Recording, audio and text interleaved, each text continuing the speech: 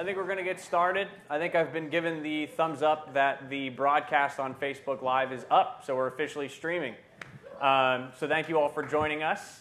Just to give you a little context in what we're looking to do here, I think you saw on the agenda there might have been some questions, right? So it's called Agency Unfiltered. The idea is that we find subject matter experts amongst our partner community. We try and remove some of the Hubspot topics, not necessarily marketing, sales, or service, but try and cover those topics that are a little more operational and what it means to run, grow, and scale an agency. So I'm super delighted to have these two with me. And then obviously as we have the conversation here, it'll certainly be a Q&A, so don't hesitate to raise your hand and ask questions. And then this is all being simulcast on Facebook Live as well, which is very exciting. So with me here, I have Trav from the Raiders. I have Lisa from Ignite Alliance. And then maybe before we get into the questions I have and potentially the questions that the audience has, why don't you just give us a little background about you, your agency, how long you've been a HubSpot partner. Maybe that'll be a good launching plan. Awesome. So I run the Raiders. We started probably about 3 years ago, I think it's, and we're a millennial marketing agency. So we all have backgrounds working in Red Bull. So we kind of all, well, myself and Dan sort of split out, and we started the Raiders. From there, we sort of focus on a whole bunch of different industries, up to e-commerce, FMCG, education, and a whole bunch of other topics. So we really try and focus on millennials. That's our selling point as well, which is pretty cool. And we're able to work with a lot of really cool companies and do some great work. So, awesome. Yeah, thanks. Awesome. So my background's a little bit different in that I started out as a chartered accountant. So Ignite Alliance, now we're a boutique advisory firm to help businesses grow. So chartered accounting, specialising in tax law and business services, then ran and grew and sold an engineering agency. And then I ran an online marketing agency with 50 staff, and then before creating Ignite Alliance. So we're consulting, finance, technology, marketing, HR, government grants. That's great. And the HubSpot partner for a year and a half. Excellent. Yeah, thank you. I think, so we have millennial marketing and then tax law and business services. So I think we're going to have a very unique contrast of perspectives, which I think we mentioned that. I'm really sorry. Most people, you say accounting or tax law and they turn off. But I'm hoping to jump more into the marketing side of the fence and not give you taxing jokes. I think what's already great, obviously this is Agency Unfiltered, so this is very much an unfiltered conversation, so no holds barred, you can say whatever you'd like. I do want to make a point that we've already had an F-bomb at this point in the EMEA Partner Day panel, so that's already a success here. But I think the topic we're going to get started with today is process development, right? I think it can be difficult to identify what needs to be a process, how to develop the process, and then maybe how to roll that out to a team, right? So maybe the question for you both to get us started, if I'm brand new, right, and some of the folks that may be joining on the Facebook stream might be a net new agency, obviously they're not here today, how do I identify where to start? Like, what's the first process that I should prioritize if I'm an agency looking to scale out? Okay, cool. So disclaimer. That was a low key, just kind of like, okay. Let's start with you. I'm an agency partner for a process mapping tool, ProMap, just to give them a plug. So going through and process mapping is one of the services that we provide in consulting, and a little bit of experience in going through from engineering and process mapping of really highly technical into then implementing it into a marketing agency and then to what we do now. I guess it's very different in that you can map any process. So what I would recommend is you start at the very high level. So, essentially sales, onboarding is probably really important, the delivery, and how to map them all together and not get sort of bogged down into the weeds. So when I did actually go in and implement and said, okay, we're going to do this process mapping exercise in the marketing agency, they started with, let's map a process on, how to create an email marketing campaign and whatnot. And I think the bigger picture is much more important. Yeah. So start high level, don't get in the weeds, I think is the big takeaway there. Yep. Just like an additional question, how do you differentiate a series of steps versus a process, right? Like, okay, those are all the things that happen when I'm trying to make a sale, but how do you differentiate and turn that into a more formal, like, this is my sales process? Yeah, so we do swim lane the approach to process mapping, so essentially by role. and by activity. So if it's going to be a sales onboarding, we try and do a visual of it. And so, this person does this, and then they hand over to this person who does this, and then they hand over to this person that does that. So if you can keep high level of essentially you're handing over, someone's doing this, and then handing it over, you can kind of do tasks underneath those high level steps. So it's visualizing like the steps are the major milestones, but I think you brought up an interesting point. It's also who's accountable or who like takes over at each stage, and then you start listing out like the smaller tasks within. Yes, absolutely. And then try and link your processes as well of, the handover goes from sales to onboarding at this point, and then someone owns that process. Yeah. Trav, I think we were talking earlier, so when we're talking about sales, right, but then the onboarding piece, like obviously the Raiders has this new like quarterly check-in process. So like how did you identify like that's definitely something we should have as a more formal structured process? Well, I wanted to say before... Or maybe even just, I did a bad job of explaining what it is, so maybe that's a good place to start. Yeah, okay. We have retained clients and we catch up with them every single month. And one thing that we did notice was that we were doing all this work, but we were probably getting a bit of pushback and they weren't very happy with the work that we were doing, even though we were doing everything that they wanted. We had an idea of what their goals were at the start, but everyone knows that the goals change every month about that. So we're working with a client at the moment and we started doing all this work with them, delivering a lot of really good value, but he just still wasn't very happy, and it kind of got to a point where I was getting frustrated, no doubt they were getting frustrated, so I turned to my trusty Hubspot Cam. Is it Cam? Is it Cam? Cam? Yeah, it's oh, a Cam. It's Cam. And we've been working there, Varun. I'll just give you a shout, Varun. We've been working over the last maybe 8 weeks on developing what that process would look like. So we've actually worked really closely with a colleague of mine, Dom, and whiteboarded pretty hard on step-by-step process on what that looks like. What we've sort of done is we've managed to use the platform with automation to basically go to a landing page, and basically it's a time for them to reflect on their business and also how their marketing's performing. So the landing page is there and it talks and asks questions about how the last 3 months have been, what are the big wins, what are the big losses, what's things that we could have done better. We do a little cheeky NPS in there as well out of 10 just to see how we're performing as an agency and be able to give feedback. The emails are from me, so I feel like that maybe from an account director role or owner, they could probably tell me stuff they wouldn't feel comfortable telling an account manager. That all gets sent down, and the biggest part we've done is now that based on the annual planning that we've done, what are the targets for you over those next 3 months?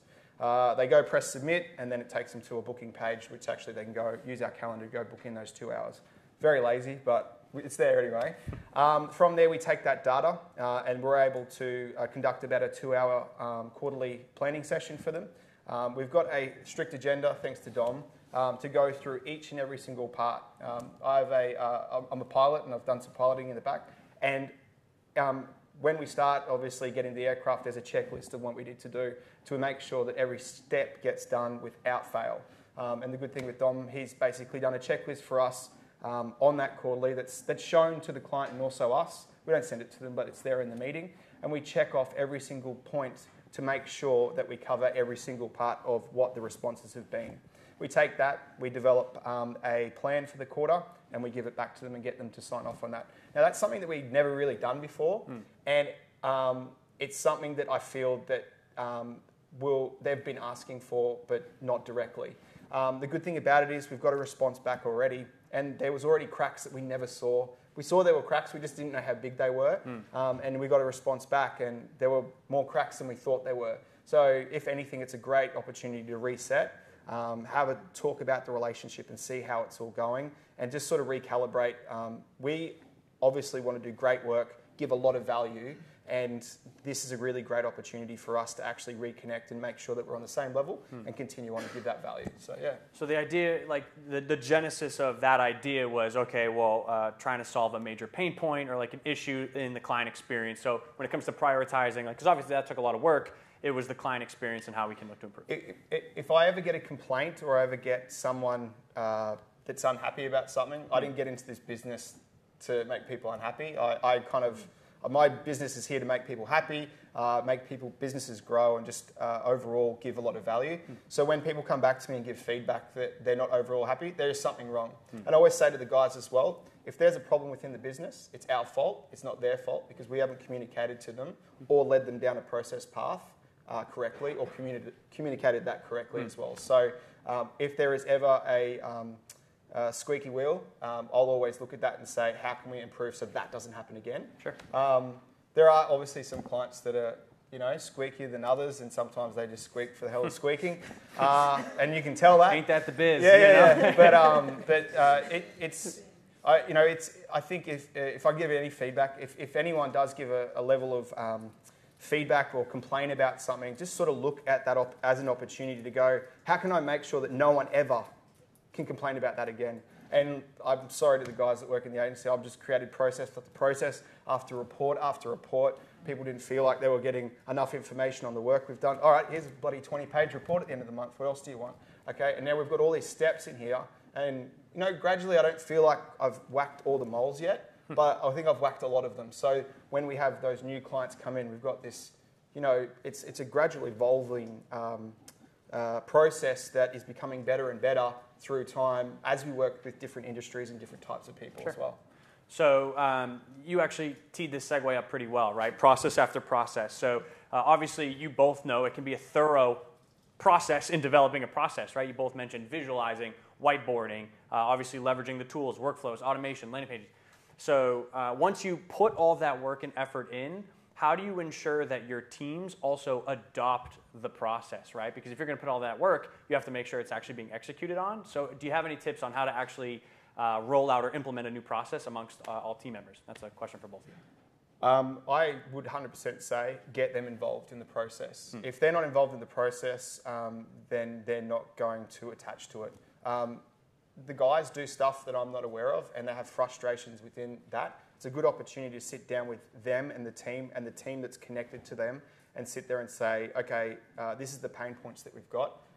What's pissing you off? Like, what's really pissing you off in your job that we can try and perfect that? So I think that if anyone is a part of that process in any way, whether it's sales, marketing, operations, design, dev, anything like that, make sure that they're a part of that process and everyone gives equal opportunity, get given equal opportunity to develop that, so that when it comes out the other end, it's a genuine process that's actually been made from the errors that's happened and everyone's frustrations. So I believe getting everyone involved that's a part of that. And almost the owner of the agency or the general manager would almost need to step away and let them take hold of the process, so that I guess they can feel empowered to do that work. And I guess at the other end, they can almost feel proud to be like, we made this.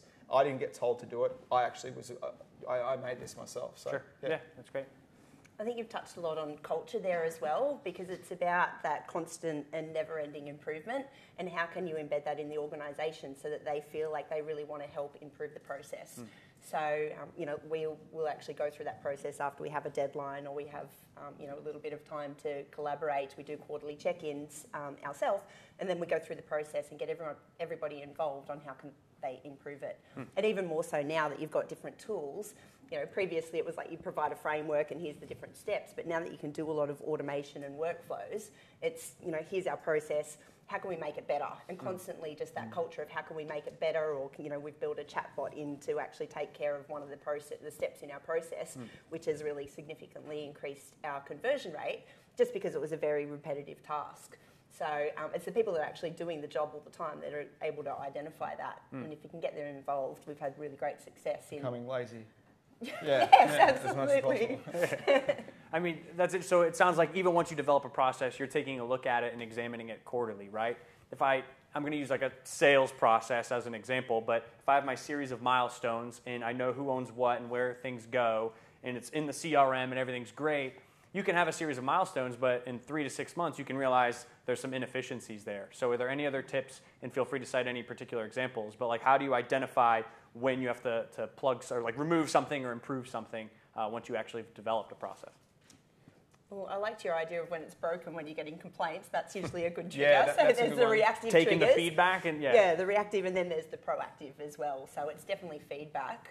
I think also if a member of staff isn't if a great deal of staff aren't participating in that process as well, it's a good opportunity to try and reignite that, because either they're not doing it because it doesn't need to be done, or there's something wrong with that process. There's something that's not native to the role in some way. And I think that's happened to us in the past.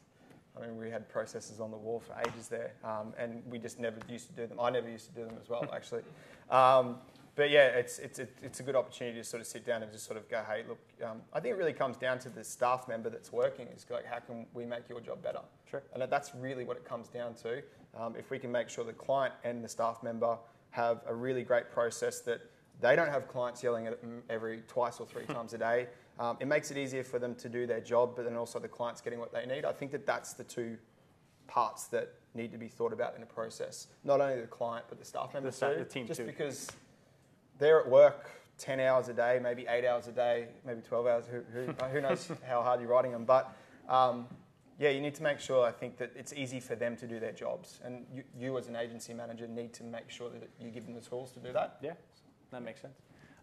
So we have a few other topics that we're going to cover. I have one final question as a means of talking about process, but we'll certainly open it up if anybody has questions that you'd like to ask these two. So start thinking about them if so. Now, we've been talking a lot through the lens of, if I'm a net new agency and I'm processless, where do I start? How do I get started? You guys are a little more advanced than that. So what processes are you looking to build upon or improve at this stage in your agency's life?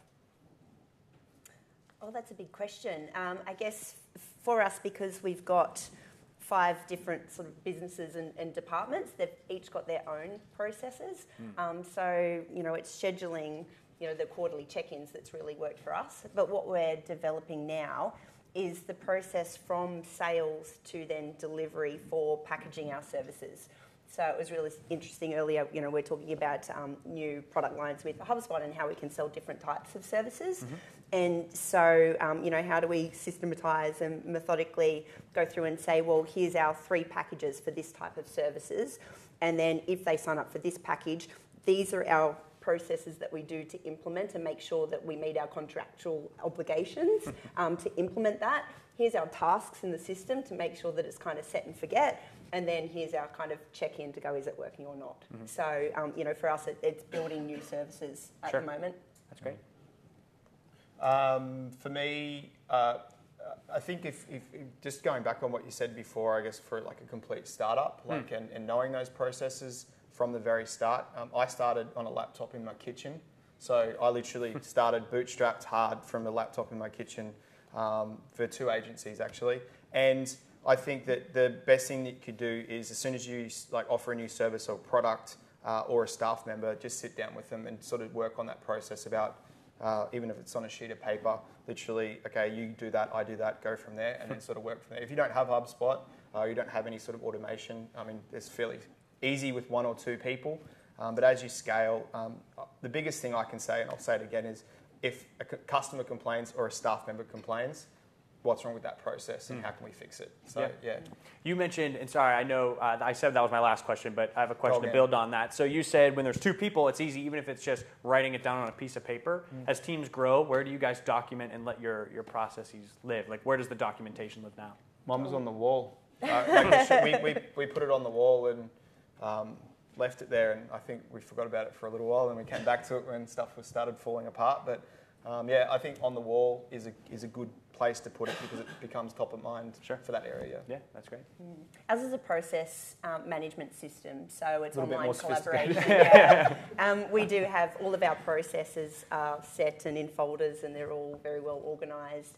They expire every 6 months, so every process has a process owner and a process expert, and they've got to go in every 6 months and say, yes, this is still relevant. But then also it's completely transparent to the whole team so that they can go in, they can see everyone else's process, and then they can provide feedback. So there's a quality management system in the back. If someone gives you feedback, you have to respond. Oh, that's great. So we share those processes with our client through dynamic links to be able to say, this is the process that we're going to take you through on onboarding. This is what you need to do. This is what we're going to do. So that's ProMap, just to give them another plug. A little shout out, yeah, sure. There's a lot of different process mapping tools. The bigger you get, the less effective like Visio and kind of the whiteboarding seems to be to manage from me if I don't want to be in the office. all the time. Sure. So, ProMaps are very basic. There's others that, kind of embed automation into them, some of the Microsoft products, but I think just having it in a central system. Yeah, I think it makes sense as you start to think about employees that are remote, how are they going to access it? Yeah. Any other questions from the group here? Slow down, everybody. I just wondered if there's any, but maybe you've answered it with automated reminders and something. You would have some processes that involve the client. I'm thinking, you're writing content for them and then they have to approve it before it can be posted up. But then you'll get some clients who are perhaps more recalcitrant than others and will let it go 16 years before they will approve the document before it can go up. Is that the kind of thing we're talking about processes for, and how do you handle that? Do you have automatic alerts then that says to the client, hey, you've had it 3 days now and we need Google to see this and they can't see it on your desk? Can we get it, please? I have tried that before, and the reminders, we've worked out sort of, how do we actually communicate with the client, and that comes down to setting expectations up front. So it really, that onboarding process, and so onboarding for a client is setting, this is what you need to do, and if you don't do this, then we can't do our job, because it's going to fall back on you when they come, and ask you for something and they wanted it yesterday, but, they've taken 3 weeks and they want you to do it in 3 hours. I think a good one for the guys as well is the weekly power hours that we have. It's a good opportunity. So every Monday we catch up with all of our clients for about 20 minutes, half an hour, sometimes an hour and a half in some cases. Just on the phone? Yeah, on the phone, Zoom on the phone or face-to-face. We just try to make it really quick just to sort of make sure that we're on the month plan. But that monthly power hour that we have is a good we write down beforehand, obviously, what we're working on and what needs to be worked on. Building a process for that at the moment. But being able to sort of recap and say, hey, this is what we did last week. We still need you to do X, Y, and Z. In order for us to do this, we need to hear back from you. Usually they'll give us that approval or whatnot or feedback in that session. Knowing full well that clients, there's a balance point between annoying the shit out of them and then actually getting... So being able to, I think we've done it, at the moment with a couple of clients, we'll ask 10 times, like, hey mate, we're launching tonight, what do you want to do? We'll just leave it, or not tonight, but this week. What we'll do, if we've asked 1 or 2 times, we'll just leave it. We'll ask again in the morning. If not, we'll bring it up in that next week meeting. Just because I understand, even like our agency, if a supplier's going to go ahead and just keep hitting us up, you're just going to tell them to nick off. So that's really crucial for us in our weekly power hours that we have, so that you can just bring up that pending task and then be able to get that approval on the phone. But we make it pretty mandatory that our weekly catch-ups, that it's locked in, and we make that from the get-go at the start of the relationship, kind of like what you said. Can I just ask, how many, that's an account manager powwowing, I gather? Correct, yeah. How many clients can an account manager manage? Well, Mondays are 100% our reporting and meeting day. So that means that whole Monday for that account manager is actually just basically organising their week. Now, I'm 100% happy to take 1 day out of 5 days to ensure that everything runs smoothly. So what we do is we ensure that Monday, like in our Google Calendar, literally it's just meeting, obviously with different colours and whatnot. But at the end of that, our Google Calendar for all of our resources is all filled out. I've got a good idea about where there's holes. I've got a good idea where there's meetings, there's not meetings, and therefore I get a good idea, probably week on week, about the capacity of the agency as well, if there needs to be more ad hoc or do I need to get another retainer. But it just gives me a good feel for what's going on after that whole Monday planning. Wow. Yeah. Thank you. Yeah. And I think just to add on as well, how many clients can an account manager manage? From an accounting point of view, we're talking numbers. Did that come out right? Say that 3 times. Yeah, no, I've forgotten already. We typically used to work on 2 to 3 times salary. So depending on the level of the account manager and what you're paying them, they should be managing retainers of a certain value. But then also secondary to that, how much are they outsourcing? Are they physically managing and doing, or are they just managing and someone else is doing? So if they're managing and someone else is doing, we had a 25% rule if you can outsource 25%, or alternatively, it's kind of just depending on the type of client and the type of staff member. There are a couple of general rules of thumb. Never heard of that before. That's good. Yeah. Great. Thank you. Any other questions before we have economics, pricing, and packaging coming up next? Oh, no. All right, solid. So maybe, again, just to get us started, baseline, talk to us about like maybe the percentage of your client base on retainer, and then how you approach the pricing and packaging of your retainer services.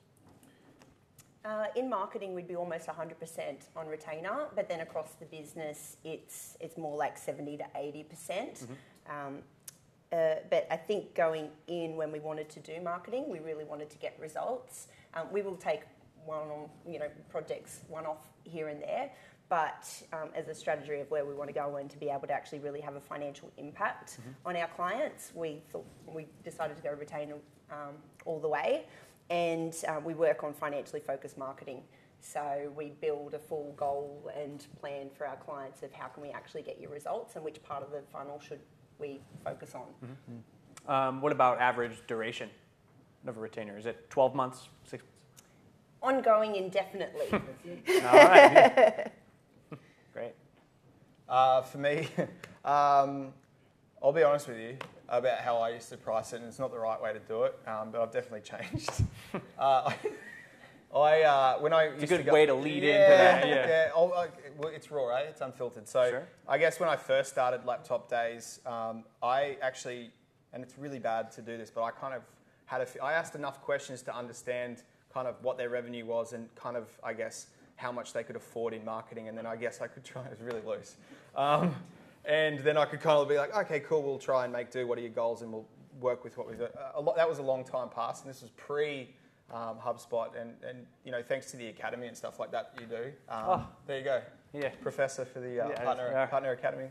And we captured on Facebook, so that's great. We actually sort of sit down, and I'm talking to Varun quite in depth at the moment about point pricing, which is it's doing my head in at the moment, But I guess what we really try and work out is, I guess, their goals and what they need to do, and I guess try and work out the year plan before actually make the sale, and therefore we can sort of give them one or two different packages in order to achieve their goals. And if they can't afford the package that we feel that can sort of sustain that, we can offer them the lower one, but then obviously have to alter the goals and obviously the outcomes as well. So So it sounds like the two options are price levels, and then obviously just set the right expectations on where they're going to get to their goals based on which option. Correct. Yeah. Not how much you reckon they could afford. Yeah. How? In your account, you can see how much they can afford. You're cringing You've over got here. a little bit of a competitive advantage. Yeah. You look up the I reckon P&L you can first. afford- That's how much they spend every year. Yeah. I reckon you could afford $3,000 a month. Yeah. How do you Yes, don't do approach- that, please. Yeah. It's good and bad. Yeah. When you can So obviously, I think it's common sense that their goals, like you're going to want to capture their goals and where they want to be as a means of the sales process and kind of developing the plan for them. How do you balance like what their goals are versus like here's our standard package? So I guess the question I'm asking, like how much customization goes into the services or the proposals that you put around, what your teams offer?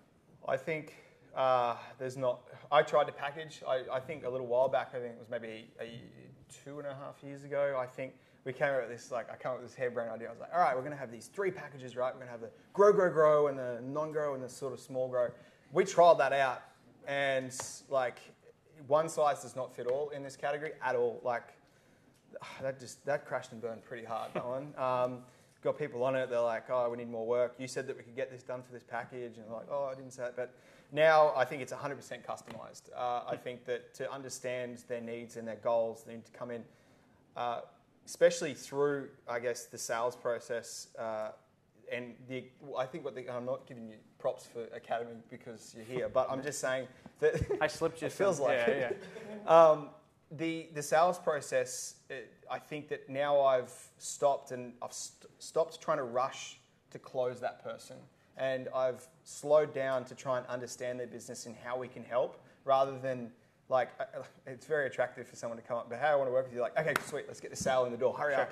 It's now sort of slowed down to be like, cool, all right, well, you know what, we're going to space this out over 3 meetings. First one, I'm just going to get to know you. Second one, I'm going to get a little bit more to know about your business. Third one, and in their head, they're sitting there going, why isn't this guy selling to me? Like, why? And it's kind of cool because it's different. And I remember this one client come up to me, he said, you guys do things a little bit differently here. I was like, yeah, well, I'm just trying to, it works in 2 ways. I'm trying to understand your business better rather than sell you on a platform and a retainer for 12 months, and then you're just going to be pissed off 3 months down the line. So We've spaced it out over about 3 or 4 meetings, and we come to them with a plan after all of those meetings, which is in the academy, if you have watched it. Come to a plan, a detailed plan with exactly everything that they want. They're qualified through the wazoo. It's crazy, and we're able to close them. So, yeah, perfect. Yeah. Now you said that it sounds like 100% of the plans you put together are custom built based on goals. Correct. So would you say, how do you compare to that ratio? 100%, yeah, same exactly thing, the same. Our services are a little bit different, and we've had a few different challenges. Given that, I feel like in the industry and with marketing, it's very different with finance, and clients hold back a lot of information. So when I go in and I meet with a client, I've got a little bit of a different approach, is that I actually want to know that their products make them money, there's a good gross profit on it, and if we help them grow, that they're actually going to benefit from it. So we've developed a methodology, essentially pulling together the marketing funnel, the sales funnel, the delivery funnel, and then the finances to add that in as well. And just as an example, we had a client who came to us and said their budget was $4,000 a month. They were in construction, so residential home building, and they said, we just need more leads. We need, the bank accounts looking a bit low. We need some more business. And when we looked at the full funnel, all the way down to profit, we said, well, actually, you're making 12% gross profit on each sale, and the industry standard benchmark is 22%. So if I give you more leads, then you're going to make less money and be a lot more stressed, because you're going to have twice the amount of work and still not make any money. So we took that $4,000 retainer, but we did CFO and sort of help them with their gross profit, which I call it CFO, but essentially it's just looking at their products and their pricing and helping them with their pricing before you go out and sell. So we're 100% customised, but it's essentially how are we actually going to achieve, what a client thinks their goals are, and sometimes what they actually, they don't know what they don't know in the finance space, is that you need to be able to have a holistic view. And so I went out and I've been trying to teach accountants on how to be more like marketers. And, accountants are really good at management accounting. And so now you talk about ROI, and I think, we've got a few discussions around that today, is that ROI is management accounting. It's data, and you can actually, they're numbers, and marketers are getting so much better at it that accountants are going to miss the boat. So the more tools and the more apps, the App Hub, that kind of thing is actually going to open up, more financial conversations for marketers, which I think it's just going to be a really huge growth area in the next few years. Great. I already got the 10-minute warning, so I know time flies when you're having fun. I have questions here, but I just want to make sure I give everyone enough time if you have questions. I have one. Yes. Sorry. We'll pull you up a chair. No. Come on, we'd love to have you. Just any thoughts on steering away from being put in a box of so many hours? We don't talk about hours to our clients, but then we find we're in this nebulous world of a package per month, and what am I actually going to get? All that stuff. I suspect your power hours every Monday put that to bed a fair bit, because there's a sense of stuff going on. Yeah. Just wonder if you have any insights on that. Sorry. $1 million question. Varun, you can come up here and have a chat. One part, I guess, advice I did get from Varun was remove all hours from reports. It just, try and focus on the value output rather than the hours that are done. And I think that if you talk less about the hours and more about the outcome, I don't think anyone's ever going to fix this Rubik's Cube, because it's... But I've got a feeling that if a client's asking about hours, there's something else up. Yes. And it's not the hours, it's the value output. And maybe you should be looking at that, because I've had clients in the past that all of a sudden are all good, and then all of a sudden they start questioning me about hours. And I'm like, where did this come from? And it's their value output. It's probably we didn't have a proper quarterly process plan. But that's if they're starting to hit you up about hours, they're either crazily cheap, or they look at the detail, or they feel like they're probably not getting as much value as you originally sold them, or they thought they were getting. But I feel that the weekly, monthly, and the quarterly power hours that we do kind of do put a lot of that stuff to bed. Yeah. I think it's just asking that extra question though as well, because you don't realise what's going on with them. And sometimes when they start to get down to hours and dollars, maybe they've got an external pressure with their accountant trying to get them to cut costs, or it could be they could be not making money and they're looking where to cut, and so they're starting to scrutinise. So it's not always you, and it's hard to have don't take it personally. It's hard to have a real conversation with them at times. just to go, what is the real issue here? Just tell me. Like, don't. Yeah. I haven't done that yet, but I'll try. I was going to say, what are the tips to get to that extra question, other than just feeling confident and comfortable asking it? I feel like that quarterly stuff will really uncover that. That'll open the opportunity to ask. Yeah, I feel it will. That's great. Yeah. And having a director talk to them or someone at a higher level as well, and just 2 questions. Yeah. How's business? Yeah. Like, holistically, how's business? Yeah. Thank you. Yes. Oh, we have a floating mic. Microphone. One of the problems that, or challenges or whatever, opportunities that we've been working on a little bit is when, you try and tie people down with retainers and a fixed, a lot of deliverables to get a particular goal. And then, HubSpot invents something new like the CRM, and you go along and you say, right, let's implement this CRM for you. And they say, that's great. We'll swap out that lead gen campaign this month and put in the CRM. And next month we'll do the lead gen. So what happens is, instead of stacking up retainers, they're swapping out and swapping. I know exactly where you're at. You're in control. You're the driver. They're paying you for the strategy. You need to make that call. So if they go, I want to put the CRM there, take them out, you're gonna be screwed because you're not going to do a lead generating exercise. So if they come up to you and say, I want to implement the CRM X, Y, and Z, look, you're paying me to give you advice. If we do that, I'm not going to get you the leads. So if you want to implement it, that's fine, but just know that we're not going to hit our numbers and you need to sign off on that. And I think that'll change the conversation pretty quickly. P.S. that's happened so many times. Or framing it of that's a different division within our business and we can sign you up on a package for that team. Yeah. Well, it's a good opportunity for an upsell too, as well, just to sort of say, hey, we can get this implemented for you, but for an extra $1,000 a month over the next 3 months, let's just build onto it and do it. That could be a really good revenue driver. Yeah. I've got a quick question for you guys, just over here, Travi, and Lisa as well. I'm a big fan of customization of retainers for a lot of different verticals because it allows you to offer the right solution. But with that becomes a lot of challenges like scaling, like scope creep and things like that. So, I have a constant debate over, customization versus, having set retainers in place. You'll both do custom retainers, which I find quite interesting. How do you find scope creep and how do you manage scaling the agency when things can chop and change so rapidly? Okay, scope creep. Scope creep, okay. I thought you were going to pass. No. I'm just trying to get, it happens weekly with us. And it's to that point as well that scope creep, and this is one of the real reasons that we've done this quarterly planning as well in such great detail and sort of broken it up into month by month is because scope creep has been eating our business for 2 to 3 years. It's been eating away, and there's nothing you can do about it, but I guess I need to put something in place to ensure that doesn't happen and still be a businessman, but be the nice guy, but do the work too. It's really tough.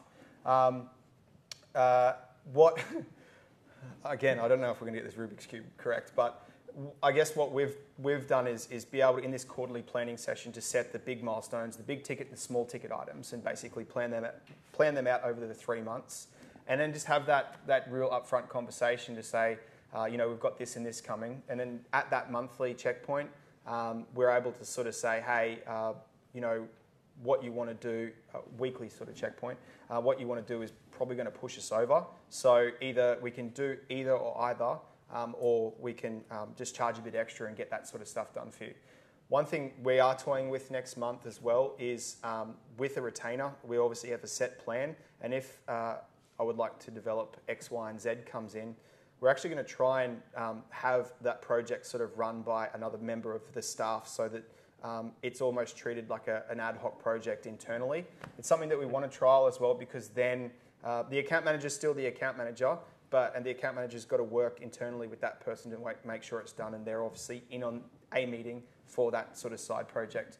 That way, the project manager that's running the account is still on track, doesn't get sidetracked, but then also there's almost that line in the sand that this is the retainer and what we're doing, and this is the extra project work that you want to do. It's usually something like, I need you to develop, I need you to develop a bunch of landing pages, or I need you to add this to my website, or I need you to integrate X, Y, and Z, which is obviously not scoped, and it's an opportunity that's come up. So we sort of like cut it off as like almost like an ad hoc project, get another person to sort of work on it, which we're trialing. I'll somehow update somebody, I don't know, and be able to sort of work it like that, almost so that the project manager or the account manager doesn't lose sight of the goals, but then also the client sees it as a different project and doesn't try and scope creep and pull it all in together.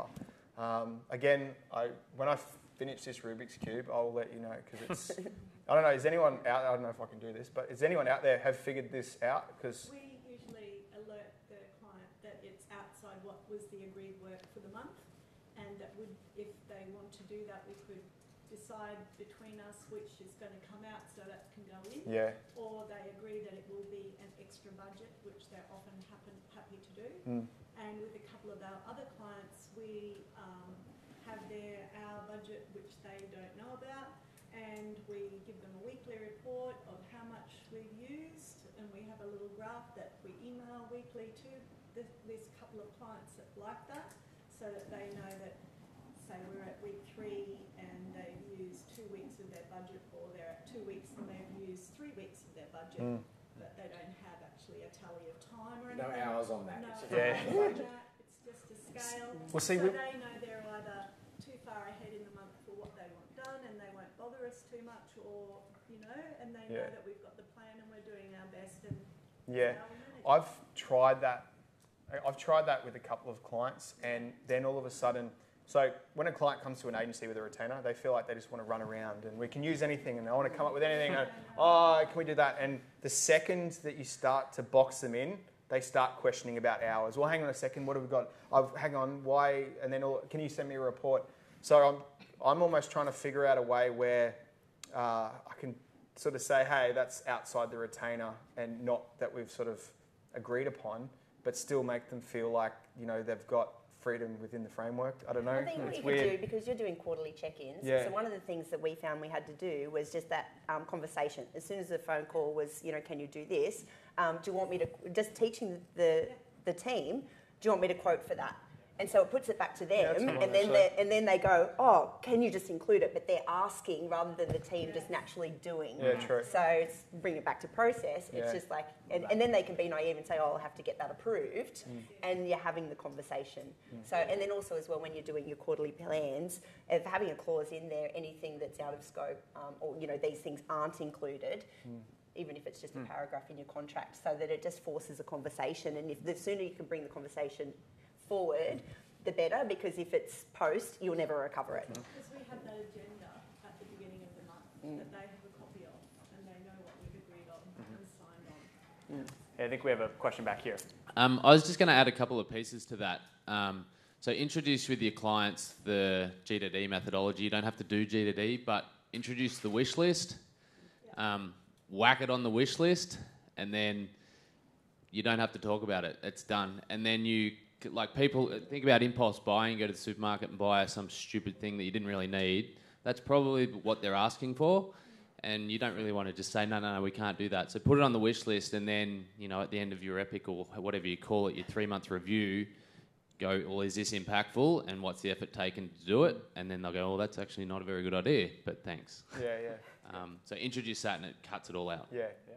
And I think we're growing with the process as an agency as well with our clients. So I think it's a good process for all of us to go through as well, because we're organically creating a process. We're not, we're not saying this is the process, everyone conform to it. It's organically growing, and make a lot of mistakes.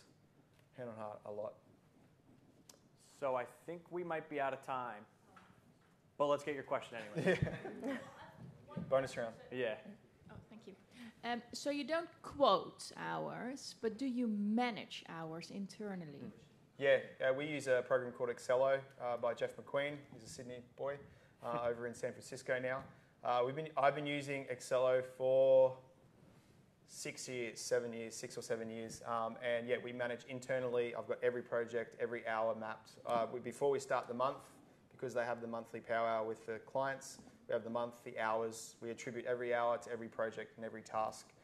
Then we pull them over to the calendar. So we've got draft into the calendar, so we've got a really good idea about what the month looks like. From a sales perspective, I know where the holes are, so I can go out there and rattle the can a little bit, or also resourcing as well.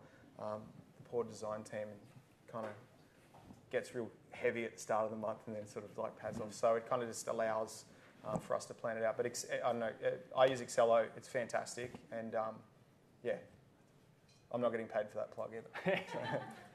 Awesome. So we're certainly going to wrap. I think people are poking their head in, seeing what this room's up to. But just to close out here, again, this was Agency Unfiltered. This is absolutely video content we want to do ongoing. So if anybody ever has feedback on topics we should cover, conversations we should have, come find me on the boat tonight. I want to take any and all feedback. But let's certainly close out with a round of applause for our panel today. Thank you. Thank you. We do have Agency Unfiltered stickers. So if anybody wants to